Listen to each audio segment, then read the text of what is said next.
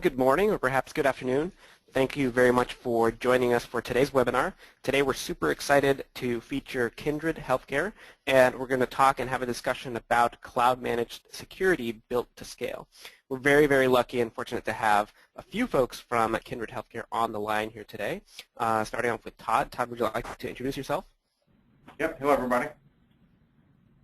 And Todd is going to be sharing his experience about the Meraki deployment and sharing a little bit about how he has deployed the network across many, many locations and what it is that they're achieving at Kindred Healthcare with the network and with that cloud-managed security at scale. So we have a lot of great content lined up for the next hour or so. Here's a look at the agenda. We'll start off with a brief introduction to Meraki and to cloud networking for those of you who are less familiar with those. But then we'll go in and spend most of our time looking at today's case study, and that's Kindred Healthcare. And we'll have a look at some of the aspects that they were considering when approaching their network and their deployment. And we'll also look at a live demo and actually show you some of the things that we talk about right here in the webinar. Now, if you do have questions throughout the presentation for myself or for Todd, please go ahead and enter them into the questions area. With me on the line today is my colleague Olivia, so she'll be helping moderate and answer the questions and queuing them up for me or for Todd. And we'll save some time at the end for Q&A and also look at a quick look at the Meraki product lines so you can have an overview of what it is that they actually deployed and what other solutions are available. Now, before we get started, a few items of logistics to cover. One is that I'm super excited to offer free access points to the qualified IT professionals that are on the line here today. And this is a Meraki AP similar to the one that you see there on the screen. It's yours to keep. You can take it home. It comes with a 3-year license to our cloud management, and you can get it up and running in about 10 minutes. It's very, very simple, and that way you'll have the full experience not only of the Meraki dashboard, which we'll be showing you today when we feature Todd's network, but also, of course, of the hardware, and actually you can play with it in your own hands. We do ask that you please give us a quick call so that we can confirm the shipping information that we have on file for you. And if you can't remember who to call, you'll find the contact information for your Meraki rep in the reminder email that you received before the start of today's webinar. Now, the second little bit of logistics to cover is a quick one-question poll that I've just launched now. And we'd really appreciate it if you gave us a little bit of input on how you first heard about the Cisco Meraki solution. There are plenty of folks on the line, so I'm going to leave it open for a few moments and make sure everyone has the opportunity to enter the selection. And I can see many of you have already voted, so thank you very much for entering your choice. And it looks like more than 3/4 of you have already voted, so I'm going to leave it open just for a few more moments and then close it out.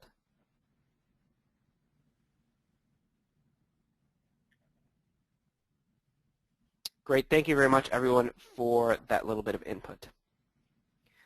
So with those bits of logistics out of the way, let's go ahead and start off with the first item in our agenda. That's just to give a little introduction and background to Cisco Meraki. Now, Meraki is part of Cisco. It's part of the Cloud Managed Networking Group, which itself is part of the Cisco Enterprise Networking Group. And the group is focused on delivering 100% cloud-managed networking in a complete portfolio of edge and branch solutions. That includes Wi-Fi, switching, security, and MDM. And all of these are optimized for ease of use and are really designed to bring the benefits of the cloud to enterprise networks. So that means similar things to what you might be already familiar with regards to the cloud and other parts of IT, things like having always up-to-date features, continuous updates to deliver new features from the cloud, having a solution that simply works right out of the box, including key components like management, security, and capacity, and having very tight and seamless integration between the hardware that's deployed and the services that are running locally and that cloud, in this case, the cloud management. And our group has seen explosive growth across all verticals, and we have tens of thousands of customer deployments. Those are doubling annually, in fact, and we continue to invest heavily in R&D for new products, new features, and we'll highlight a few of the customers specifically in the healthcare industry that have gone with Meraki here. These are just a few of the logos and of organizations that have deployed the Meraki solution in healthcare environments. And we have many, many more available if you'd like to find out more about them or read a little bit more about them. Some of these are featured on our website. If you go to meraki.cisco.com and click on Deployment Stories, you'll be able to read stories about these, find out more about their deployment. And also, if you see some that you are interested in talking to with these logos here or some that you see on the website, feel free to reach out to us and we'll be happy to set up a reference call for you.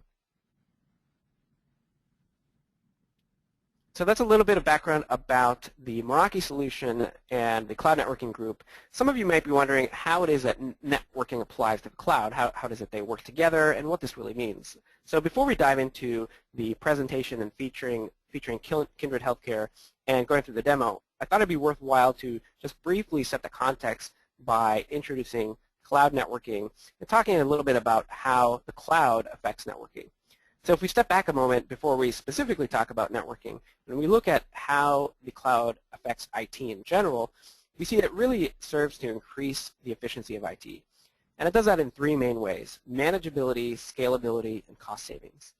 And manageability and scalability really go hand in hand because the cloud enables us to have solutions or services that are integrated into our system, that are always up to date, that can be deployed in very rapid fashion, and can be scaled, whether it's deployed to a small site or to a large organization in a large campus, or whether it's an organization that has many sizes and shapes of sites and needs, and organizations that grow need to be able to shift their resources and address the business needs appropriately.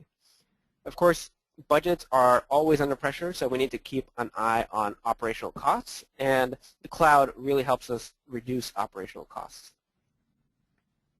Now, cloud management is built into all the Cisco Meraki product lines, and we're going to be focusing in on a few of these today in the presentation and in the demo. But here you look at all of the product lines, including for access, Wi-Fi and switching, and for security, the MX security appliances, and also MDM through Systems Manager, our cloud-managed MDM. All of these parts of the solution are managed through a single pane of glass, and that's the Meraki dashboard.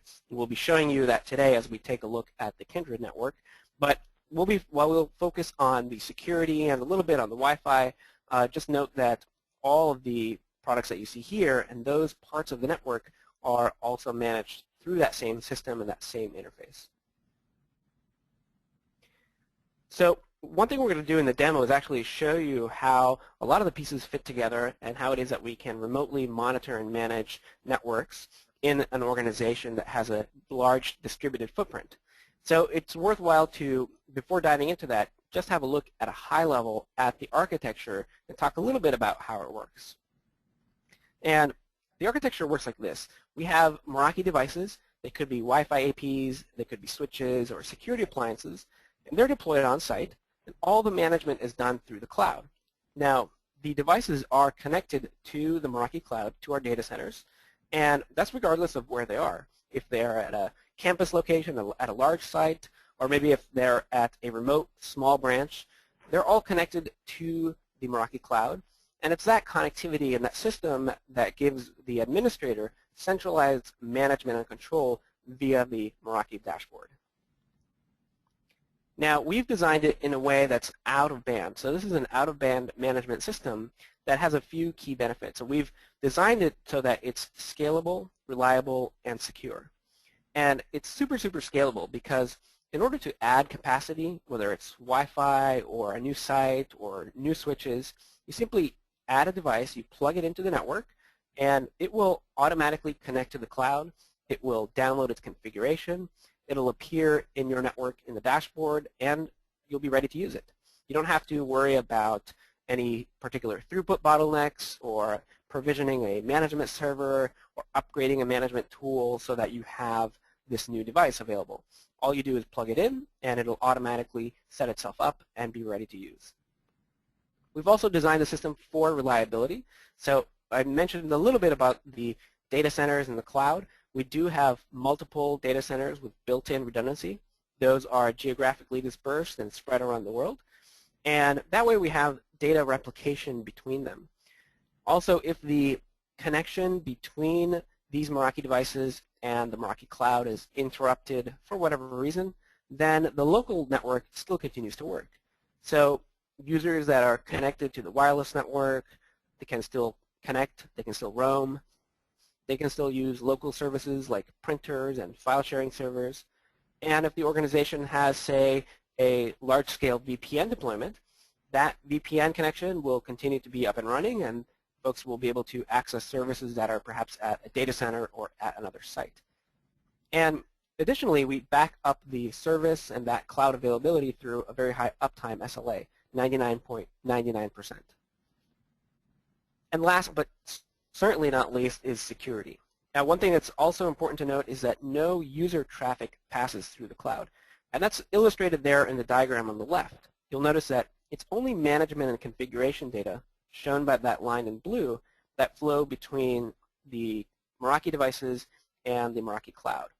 If a user, say, is performing a simple Google search on his or her laptop, that search goes from the laptop, say, up to the Wi-Fi AP, through the local network, and then out to the internet, in this case to the Google servers. It doesn't go through the Meraki cloud. We've also implemented some pretty robust security tools, things like two-factor authentication, third-party security audits, daily testing, account security tools, and change logs, and so on, that enable us to deploy in secure environments, those, for example, in healthcare and in retail. So that's a quick introduction to Meraki, a little bit of background about the technology and the architecture and how it works. I think that'll help us set the context as we go through the highlight of today's presentation, and that's, of course, the case study with Kindred Healthcare. So first off, I'd like to say, Todd, thank you very much for joining us today. We know you're very, very busy, and thanks to your team also for joining us. We do appreciate having you here on the line and sharing your experiences with the audience.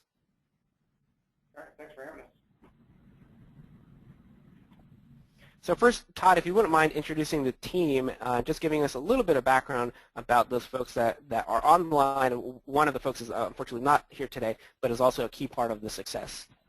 Yeah, when we started looking at different products, originally using the Cisco ASA for remote sites, Jay Stovall was our lead network engineer and just evaluating different solutions, looking to see what was out there in the marketplace, and bringing some of those in, piloting, testing, and really just looking to see which one met our needs. And our needs being we needed something for a rapid deployment model, zero test provisioning, something that was easy to manage, and also something that would give you a disconnected model, provide 4G connectivity in the event that you didn't have broadband. So Jay was the lead on that. Once we did select a product and brought Meraki in, the next thing we wanted to do is one of the advantages there is being able to turn that over to first level support teams for the management and ongoing deployments. So Kyle was able to put the full solution together and document that and train our first level support groups to provide deployments and support of those. And then Yvonne Sharp, also she was the one that was previously working the solution pre-Meraki, which was primarily Cisco ASAs. And her job really was to configure ASAs and ship them out to the site. She was doing at least 5 to 10 of those a month. So she always had a stock of equipment that she was constantly just churning out. So she had a vested interest in us finding a better solution. And when we did find one, she was also instrumental in pushing it forward because she saw not only the benefit to our team, but also the benefit to the business in that we could get sites online more quickly. Super. Thanks for that introduction, Todd. And thanks, Jay and Kyle, and Yvonne, even though she's not present, thanks also for being a part of this experience that is being shared with us. So I think it'd be great to give a little bit of background about Kindred, and I think one of the great things is that you have a very widely distributed footprint, and we'll talk a little bit more about what you have at the different locations in terms of network, but maybe we start at a high level and talking about Kindred Healthcare's mission and what it is that you do. Okay, so we have, I'm not going to read the bullets on the slide, you have that in front of you, but essentially we provide services to hospitals, nursing centers, home health facilities, and physical therapy rehab sites. And so we have a centralized team back here in the data center in Louisville, Kentucky. There are 7 of us on the network team that supports all of that, strictly supporting the network only there. We have no distributed IT staff. So that's what makes it important for us to have simple to manage solutions in the field where we can manage a lot of locations without spending a whole lot of effort on any one location. So you have 7 network IT staff to support the 2,000 plus locations? That's right. That's when fantastic. When I say 7 IT staff, that is network engineers. Yeah. What we would call second level supports. We do also have first level support groups that were not previously involved in that process, but now with the new solution in place, they are more involved. Right. Okay, and then you mentioned a little bit of this already, but maybe if you highlight some of the things that you were looking for to improve with regards to the previous solution that you were using. Right. So a goal of ours has been to get to a more zero-touch provisioning model, so we can deploy more sites more quickly, and we've been able to get there in a lot of cases. We deploy Cisco switches and access points to facilities, and we never see those. They're shipped directly from the manufacturer to the site with the configuration we need on those. So we were able to get out of that business. But what was more difficult is the sites that are VPN connected sites, of which our most dynamic business, which is the rehab side of the business. These are small sites. We have a lot of new ones going live all the time, and those are the ones that are required still the manual configuration because we did not have a good solution for just stamping out ASAs in an automated way without it coming here to be secured, being that it is a firewall before it gets shipped out. So that's the part that made it hard to manage and time-consuming. In addition to that, we've been using, like say, the ASAs and the Cisco Clean Air access points for those small facilities. But those facilities, in many cases, only have a single PC, a single printer, and it varies in size, but maybe 6 or so mobile devices, iPod Touch and iPad. So, and they might not need to cover any more than a single room where they're providing therapy services. So, the solution provided by Cisco was rock solid, but it was very expensive, time-consuming. For example, not only do we have to do a lot of the configuration here, but once it's shipped to the facility, we then need to send a tech to the facility to finish the configuration and testing there. So Cisco's solution was a good solution, but we couldn't do it rapidly, and it was probably overkill as far as cost. So that's where we were on that model. Right. So you had a somewhat lighter weight needs, and so you needed a lighter weight solution. Right. We had a sort of a one-size-fit-all for quite some time, Right. but then we had these smaller facilities come along, and we needed a different solution. Right. So can you talk to us a little bit about how you deployed the Meraki solution? And we're going to get a little bit into kind of the model numbers here, but I think hopefully when we get into the demo, it'll be a little bit more clear for those on the line who aren't familiar with particular model numbers. Well, so the first step that we wanted to get to, and Cal, you might want to jump into this some, but the first step we wanted to get to was just deploying that MX60W to the remote site without it having to come here for configuration first. Getting to that zero-touch provisioning is where we wanted to be in a rapid deployment model. So that was number one, and we were able to complete that. But as we started looking at that, we thought, well, okay, what else can we do?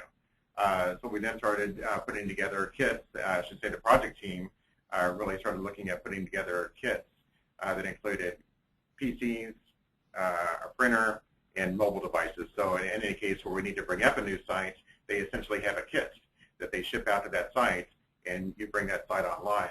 And you can bring it up pretty quickly and without having to have a tech on site. You also noted on your slide the 3G, 4G air cards. Those are important because part of what drove us here is knowing that we need to do these a lot more quickly, in part because at one point in time, we didn't move as fast as we do today, and we might have 45 days to bring up a new site. in which case you can get cable or DSL out to the site in that period of time. Now we like to bring these up as quick as we can. In some cases, just a week or two, we want to bring a new site online. So most of the time, we're not going to have broadband there in that amount of time. So the 4G air cards are what become important there. They're just in there temporarily until we get a permanent broadband solution in there, and then we can cut them back over to that. Great. So these kits were basically all in one, kind of a box or kit that you send out, including everything you need, even internet connection and instructions on what to do to set it up. Yep, that's it. Fantastic. So what I'd like to do is go over, dive a little bit deeper into the deployment and the sites, and I think maybe it'll help if we start off with this slide, and then when you describe a little bit about the deployment, after that I'll flip over to the dashboard, and actually we can start looking at this in the Meraki dashboard. Okay. So you see in the hospitals and nursing centers, I mentioned hospital and nursing centers, we still use primarily a Cisco solution out there.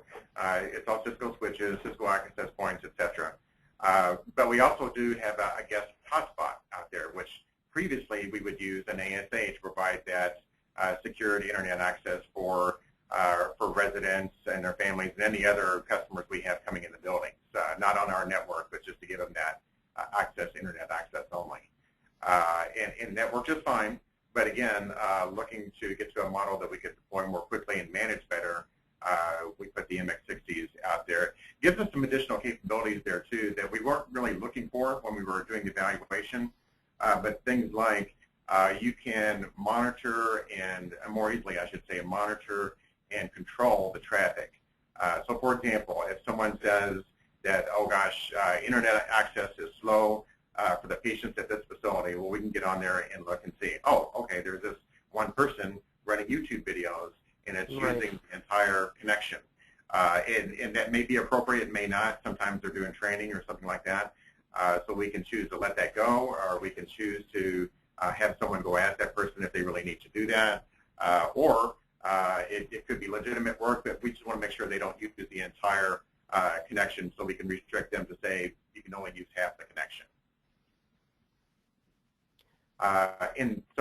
So that's the hospitals, nursing centers, so primarily guest internet access.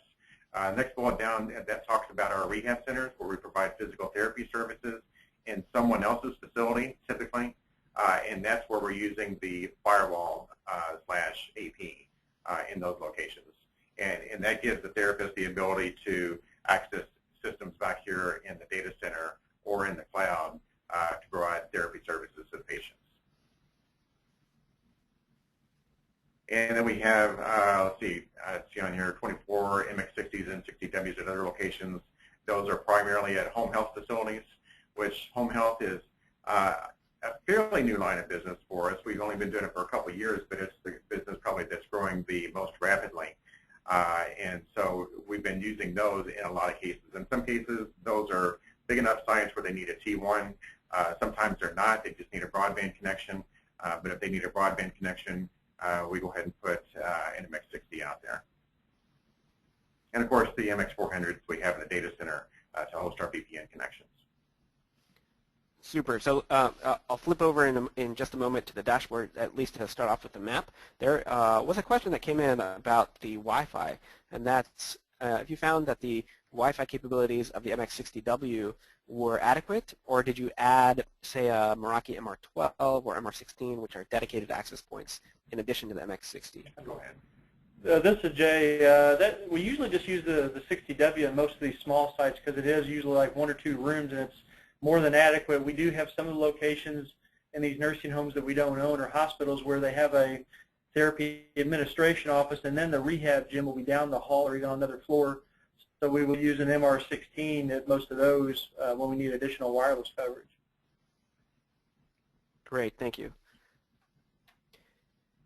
So we're going to pause here in terms of the presentation. We have a little bit more to cover still, but because we're on this slide, I thought it'd be useful to show the Kindred network in the dashboard. And Todd and his team have been kind enough to let us show his network, and I'll just log in to the dashboard here. And we can start off with a high-level overview, just illustrating the things that Todd just explained in the presentation by going into the dashboard and starting off with the organization overview. And it's the organization overview that can actually let us, at a glance, monitor any of the networks and dive into any of those, whether it's a security appliance that's connected through VPN, or maybe it's a Wi-Fi network, whether MX60W or maybe one of those MR16s. And this is the map that we see when we log into that organization.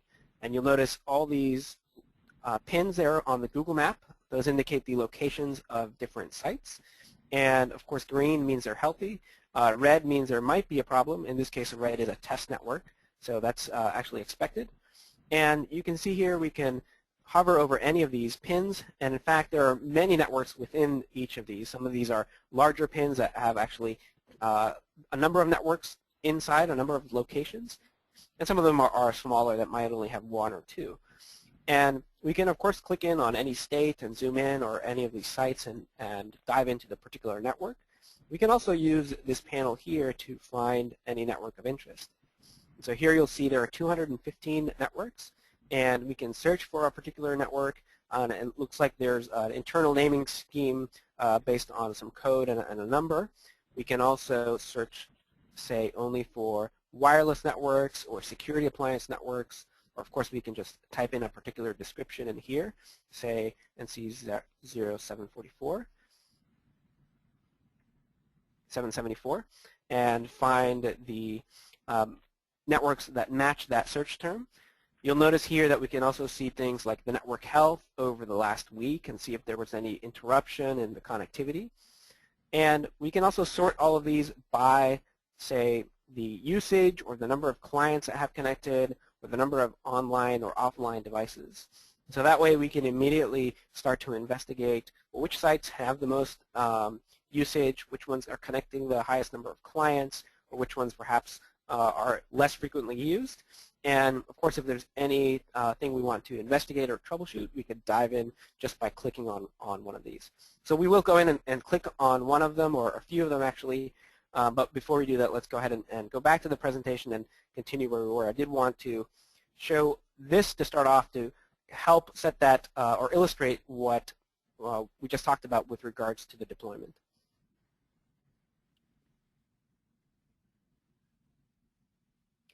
So Todd, if you could go over a little bit of the configuration just at a high level, and then we'll actually go into some of the details when we dive into some of the networks. Yeah, well, Jay, take that as far as going into the configuration of those.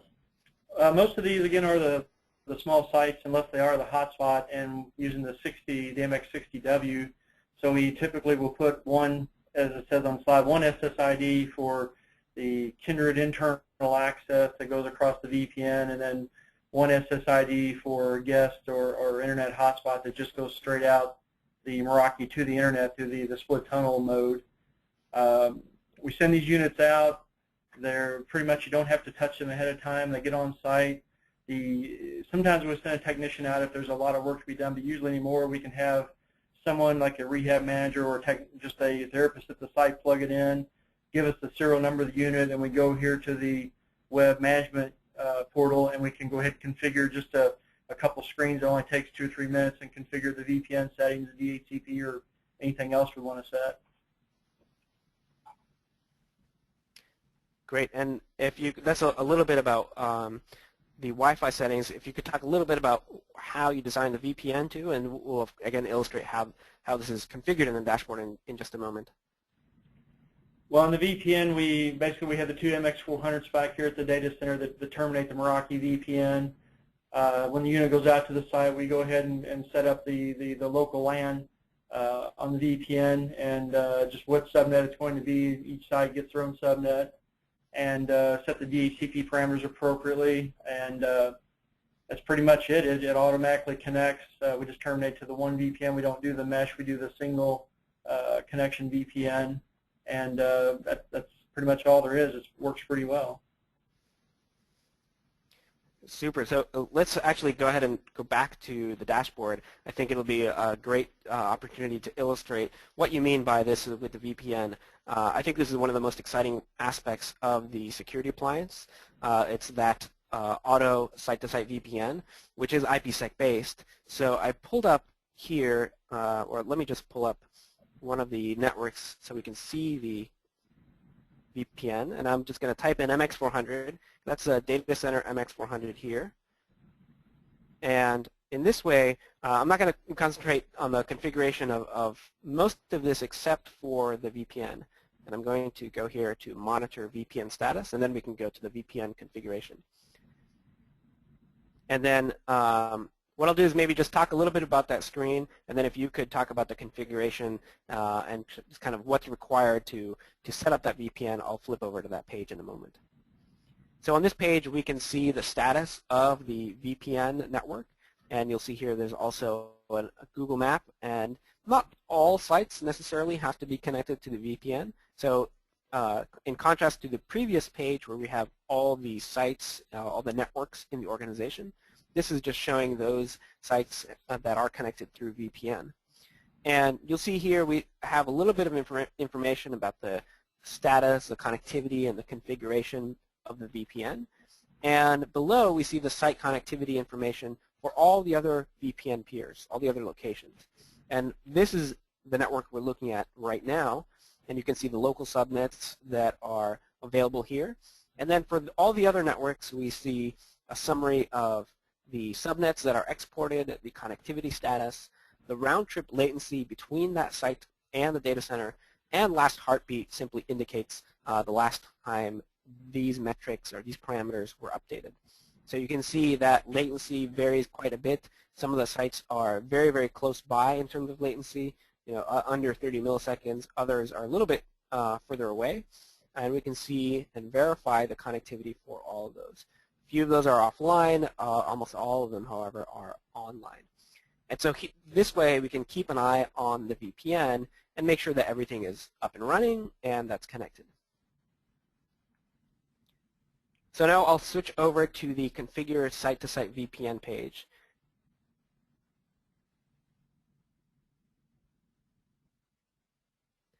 And then here, it might be useful if we go through and just talk about a few of the things that you decided in terms of, say, the topology or the subnets and what you do with regards to the configuration. Well, I mean, on the local networks there, basically on the host side, you put in there all the different internal subnets that you want to be available on your VPN that the VPN host box, the MX400, will distribute out to all the remote sites. So we have put in not all of our internal subnets, but all the ones that the remote sites need to get access to. And then those are distributed through the Meraki routing through the VPN to all the remote VPN MX60s and MX60Ws. Great. So all you need to do is basically decide which subnets you want to share with the other VPN sites. And it looks like here you've selected to connect directly to all VPN peers. So it's what's sometimes called a VPN mesh mode. Well, you do that on the host side. Right, and then on each of the peers, you're having those connect directly to the data center, right? Right. Yep, and then this is obviously just enabling or disabling, and this is just a summary of those subnets that we saw on the previous page for reference. And that's pretty much all that needs to be done. We can just go back here. There's a warm spare that you're using, another MX400 for VPN redundancy. So in case there's any issue with this MX400, then this spare MX400 will automatically be put into service for that VPN termination.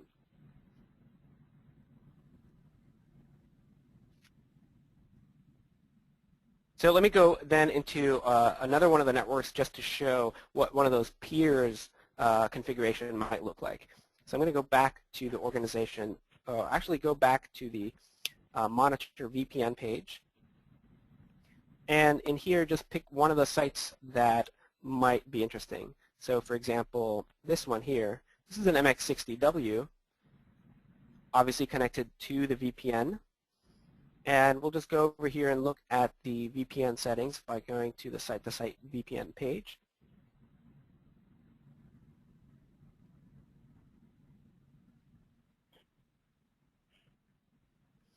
And then here we have the option to select a split tunnel or full tunnel configuration. Here it looks like you have a split tunnel, so only site-to-site traffic is going through the VPN.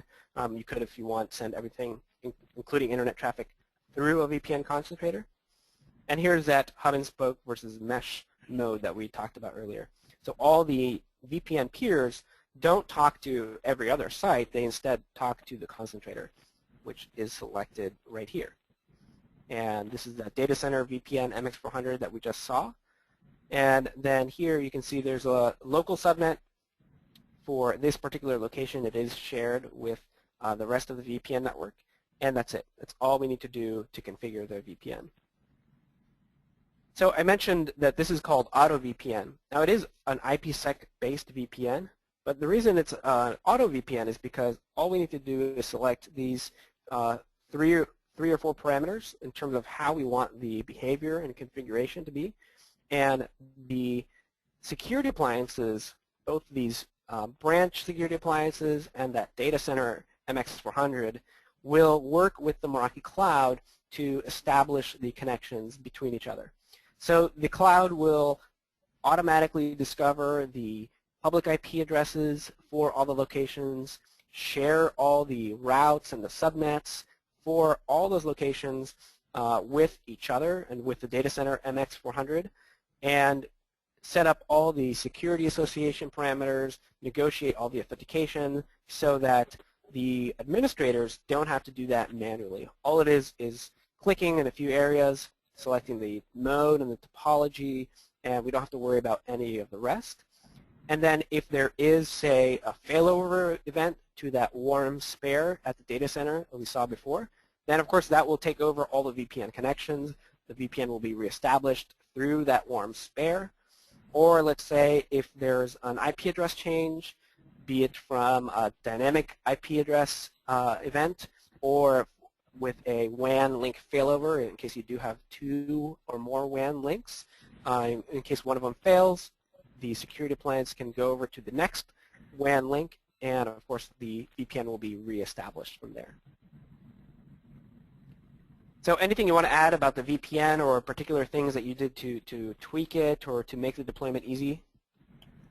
We didn't do anything really to tweak it. It was all pretty much provided by Meraki, but it was one of the reasons we did choose this over some of the other solutions in our existing the ASA solution, because as you know, there you have much more configuration with keys and other things and static IP addresses or trying to know what the dynamic IP is, and this made it much easier.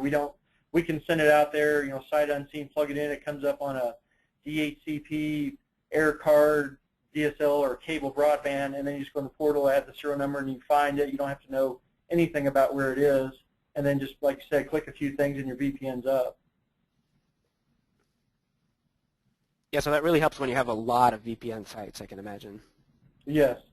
I think there was one day when we actually activated about, I think, 12 or 14 of them in one day in a period of a couple hours, and they were all up and going pretty much in that time period. Oh, that's great.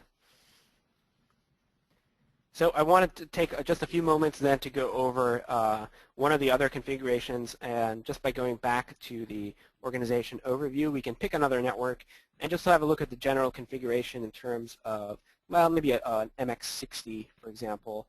And I'm just going to go back to the list of networks and here just show an MX60W. And I'm just going to pick one of these. This one has a lot of usage, 197 clients, 85 gigabytes of traffic. And if we click in on that network, we can see first the summary for that network, and you'll see the activity over the past week, that throughput. We can also see the top clients per day in that past week in terms of bandwidth usage, the top applications, the top operating systems and device manufacturers, so we can really understand what's happening on the network. As Todd mentioned earlier, is somebody using a lot of YouTube, or is there another issue when a user has, say, a slow connectivity? it's very easy to come in here and investigate that. We can also go to the clients page and actually search for any of those clients of interest. We can search for, say, all the iPads on the network. In the past day, 15 iPads have connected. They used about 353 megabytes of data. We can also search in the past week and have a look at 24 iPads that connected. They used 11.11 gigabytes of traffic. And of course, we can dive in and see any of those devices. Or we can clear that search and actually just see which devices are using the most network traffic and what applications they might be using. It looks like here there's some Apple devices, Microsoft, Xbox 360. There's some Android smartphones like this one from HTC, Samsung. And so it's very easy to find any device of interest and see what's happening. And in terms of the network activity, we can also have a look at this pie chart and see what's happening on the network. It looks like here a large slice of the chart of the pie is going to Netflix, and we have some other videos such as YouTube.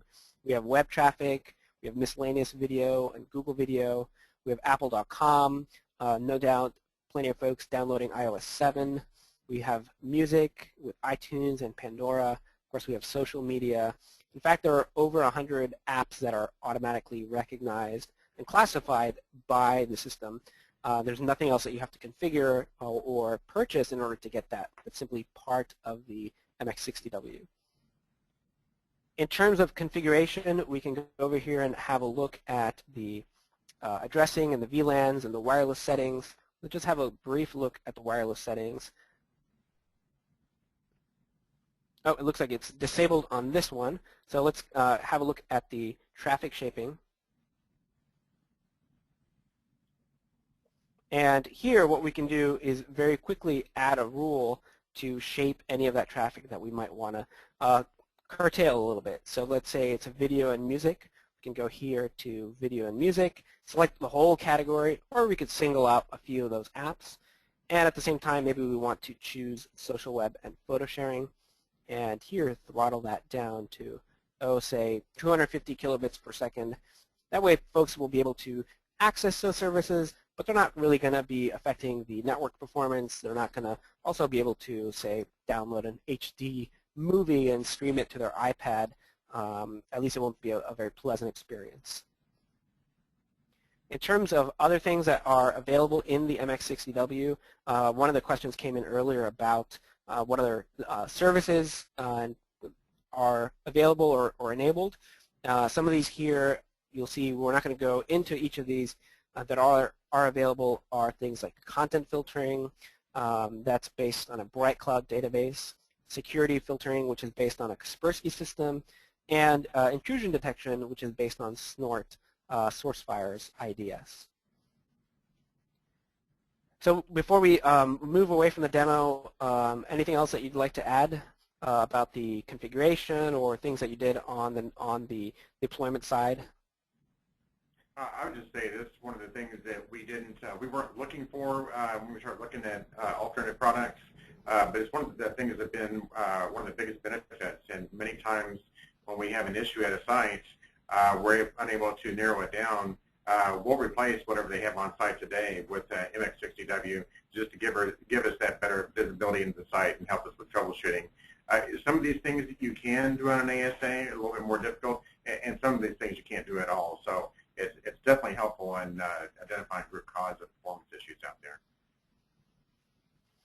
Super. Well, thanks for giving us the opportunity to share a little bit about the network deployment and the configuration through the dashboard. So maybe to wrap it up, it'd be worthwhile to have a brief chat about the results of the network, what you've seen now that you've deployed it and you've been running it. Well, gosh, we've talked about most of it, but really, so we're able to deploy more rapidly now. We can have a site live before broadband connection gets there because we have the 4G connectivity.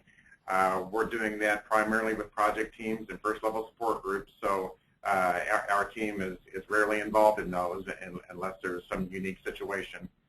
So we're deploying faster, using less Kindred resources. The performance in the field is just fine. In fact, in the in the first pilot sites, when we're looking at it a little bit more closely, people talked about how they thought the performance was better. Of course, that's just anecdotal information, not measured really, but we kind of think that's most likely due to the WAN acceleration features, which is something else we weren't initially looking for. Most products have, you expect about the same thing from any product because your bottleneck is going to be your broadband connection. But to the extent that you have some WAN acceleration built in, that does help a little. So that can be a big deal for some of those people out in the field. And of course, the simplicity. That's another big piece of it too, which it's important, as we start getting to manage, hundreds of sites, it makes a difference if it takes 2 or 3 clicks versus 1 click to get to a page or get something done. Absolutely, yeah, and I think your deployment is a great example of actually rolling this out at scale and taking advantage of that simplicity. So, Todd, I want to thank you and your team for sharing your experiences with us and sharing the network in the dashboard. There are a few questions that have come in. I think it might be worthwhile to just pause now and address some of those. And if you have any more questions, everyone on the line, now's a great time to start typing them in. One question came in about Wi-Fi, and in some of your locations, there could be pre-existing Wi-Fi. And did you have to adapt around that or work around that? The Meraki wireless system has an automatic RF configuration, but was there anything you had to do other than that? No, that's very common because in the sites that we're deploying most of are in sites that are typically in someone else's facility. So it could be a nursing center or a hospital that we don't own, but they've asked us to provide physical therapy services, and so we'll put a broadband connection in there with a Meraki access point and an already existing network with Wi-Fi there already. And at this point, I'm not aware of any of those cases where we've run into an issue or if we've had to do any custom configuration there. Great. Another question came in around the VPN traffic. So we didn't spend too much time looking at the firewall configuration, but in terms of VPN, you basically have a hub and spoke model, and you're exporting only the subnets that you want to share with the rest of the VPN network. Did you add any additional firewall rules? There's a built-in site-wide or organization-wide VPN firewall configuration, but we didn't get a chance to go into that. Did you have any extra or additional or custom firewall rules just for VPN? No, this is Jay. We have not. There's nothing we had to add to make VPN work or to do any other restriction. Great. And then another question came in about around how many clients do you normally connect to the MX60W? It can vary. We have, as far as on VPN, I think we have a few sites that have a lot of handhelds as well as a few desktops, and it is, I guess, a concurrent time. We've had, I think, approximately 30 or so connected. On some of the hotspots, as you saw at the hospital nursing home, we've had as much as 150 or so concurrent on there on the MX60. Great. Okay, it looks like there are still a few questions coming in, but we're going to go ahead and keep going with the presentation, and then we'll leave a little bit more time at the end for some more questions. So what I'd like to do is just give a little bit more context. We've talked about some of the products that were deployed. Some of them we showed, like the MX60W and the MX400. Some of the other ones we didn't get a chance to show, but let's just go ahead and just give an overview of these products. So the wireless products, the MR access points, are available in 6 models. Those include indoor and outdoor models, 802.11n and 802.11ac, both high performance, highest performance really models and value price models. And they have a full enterprise class feature set. So the highlights are shown there on the right. They have a lot more, and it's all included in the access point and in the single license. You don't have to add additional modules or configure additional components of the system to get things like guest access or traffic shaping, mesh routing, and so on. The security appliances, of course, we've talked a little bit more in depth about these, and we've been mostly focusing on the MX60, which is that top one that's on top of the stack there. The MX60W, which looks exactly the same except it has 3 antennas out the back. And the MX400, which is the second from the bottom, that's the VPN concentrator that they have in the data center, that Kindred has in the data center. And so Todd alluded to this a little bit, is that we've designed these to have all the networking and security features that a single branch or data center VPN concentrator might need. So it includes things like that auto VPN, of course, that we spent quite a bit of time talking about. Also things like traffic shaping, content filtering, which is done through the Bright Cloud database, WAN link bonding, which is done through 2 Ethernet uplink ports and a 3rd USB port for 3G and 4G connectivity, and then other advanced services like the antivirus and intrusion detection that I mentioned earlier. And the MS switches are both access and aggregation switches. The access is available in 8, 24, and 48 port models, and the aggregation switches are 10 gig SFP plus models in 24 and 48 port configurations. And these are also, of course, managed via the cloud, via the dashboard, and also include a robust set of features. Again, the highlights are shown there on the right, things like voice and video QoS, the same application visibility that we saw in the security appliance.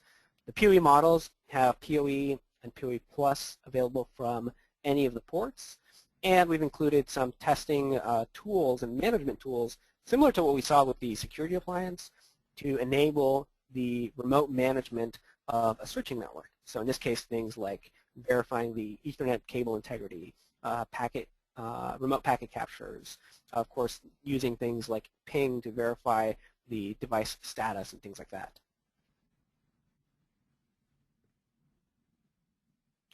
And finally, our MDM is called Systems Manager. It is completely based in the cloud and allows you to control iOS and Android devices as well as Mac and PCs. And it's completely based in the cloud, which means that it doesn't require any on-site appliance or software. And in fact, it works with any network infrastructure you might already have. It's also free, so any organization can sign up. You go to that link there, meraki.com/SM. You can actually just fill out a short form, and you'll create a dashboard account, a systems manager network in there, and you can enroll devices and begin to monitor and manage them and do things like track your inventory, set security restrictions, deploy connectivity settings like Wi-Fi, VPN, and also deploy software and apps. Now, if you are curious and want to find out more about some of the things that we've shown today for not only the MX security appliances but anything else really, you can actually try out some of this gear for free, and we'll actually send it to you. We have a free eval program. You can try it out in your network. You'll be able to get up and running in under 15 minutes. And if you have any questions about, any technical questions about integration or configuration, we can make that available to you at no cost. Then if you like what you see and what you try, you can purchase it. And if not, you can simply send it back to us, and that's also free. So if you are interested in finding out more about this, I definitely encourage you to reach out to your Meraki rep or go to that URL at the bottom there, meraki.cisco.com/eval. So with that, we're at the end of the presentation. We are running a little bit short on time, but I'm going to see if there are any questions that haven't been answered yet, and in particular, see if there are any remaining for the Kindred team.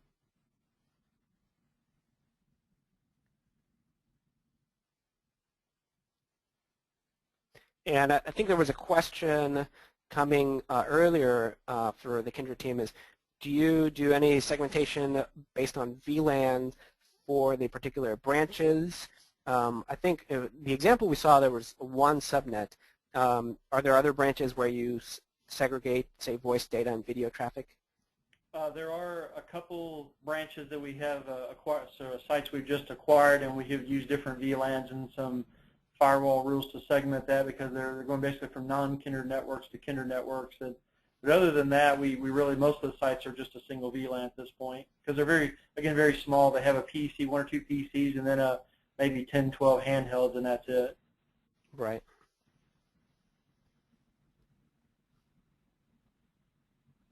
A general question came in: do the access points operate on 2.4 and 5 gigahertz bands? So we have 2 access points that are single band, and they operate on 2.4 gigahertz, and the other 4 access points are dual band and operate on both bands simultaneously. A question for the Kindred team about the wireless network. Do you have any of those meshed, or are all the APs hardwired? They're all hardwired.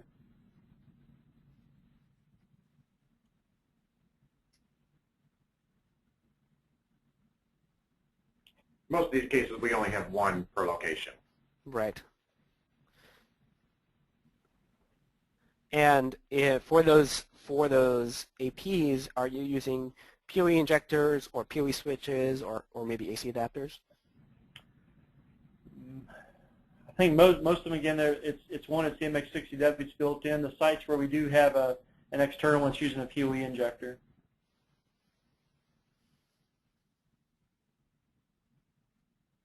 Because it's, again, for one device, it's not cost effective to put a PoE switch. Yep.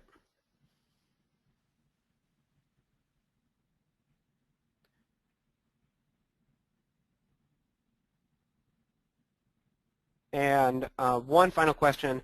You mentioned earlier about sitting out the kit with 3G or 4G for internet connectivity in case it wasn't at the site already. Are there any cases where you've left that to have just additional backup or redundant internet links, the 3G and 4G modems? We've left those there in a couple of cases where they haven't been able to get broadband at all. We typically don't leave it there as an alternate connection because that's an additional bill that you have to pay for that. But there have been cases where we've gone for months at a site before they were able to get broadband connectivity in their areas. We've left them online. Great. But I don't believe we've done any as an alternate. No, we do have a couple sites where they just cannot get broadband of any kind, so they're using the 4G as their only connectivity continuously. Oh, great. So we use the traffic shaping to throttle that down because the bill is limited to how much bandwidth bytes you can get through in a month, and they were just overrunning that, so we had to use the traffic shaping to chop it down to where it was more like a DSL line. Yes, it Right. can be quite expensive if you just leave it open. There's no all-you-can-eat package. No, not yet. Great. So we are just about out of time. I want to thank everyone on the line, but especially the folks from Kindred Healthcare. Thank you very much for sharing your experiences with us and sharing that with the audience, and as well as answering some of these questions. All right. Thank you, Pablo. And thanks everyone on the line. There's one more thing that I would like to ask of you, and that's if you wouldn't mind answering a 2-question survey. You'll see that as you exit the webinar, and it's a chance for us to hear what you thought about the webinar, what else you'd like to see in the future, how we could make it better, and generally any feedback that you'd like to send. Again, that's as you exit the webinar, and it's 2 questions, so it should be pretty short. With that, thank you everyone, and I hope all of you have a wonderful day.